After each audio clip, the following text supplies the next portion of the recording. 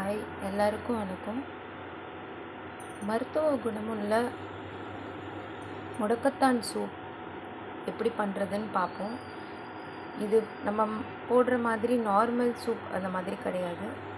இது மருத்துவ குணம் நிறைஞ்ச சூப்பாக நீங்கள் பயன்படுத்தினீங்கன்னா இந்த முறையில் பயன்படுத்துகிறது சிறந்தது.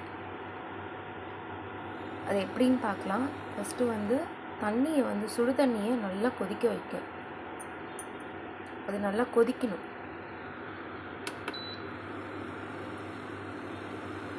இந்த மாதிரி தண்ணி நல்லா கொதிக்கிற சமயத்தில் நம்ம என்ன பண்ணிடலாம்,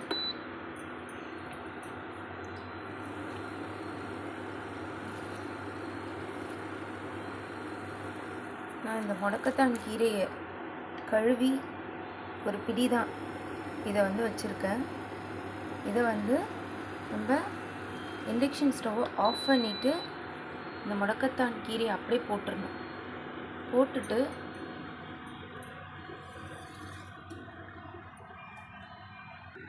இதை ஒரு தட்டு வச்சு மூடி வச்சுருங்க. ஒரு 5 நிமிடமாவது வச்சிடணும். 5லேருந்து 10 நிமிடம் அப்படியே இதை திறக்காமல் வச்சுருங்க. போட்டு கொதிக்க வைக்கக்கூடாது. கீரையை இந்த மாதிரி கொதிக்கிற தண்ணியில் போட்டு அப்படியே மூடி வச்சிடணும். மூடி வச்சிட்டிங்கன்னா ஒரு 10 நிமிடம் கழித்து அந்த தேநீரை நம்ம அருந்தினோன்னா நமக்கு என்னென்ன வாத பிரச்சனைகள் இருக்கோ அது எல்லாமே முற்றிலும் குணமாகும்.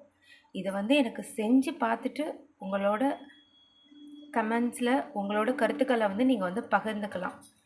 Thank you so much.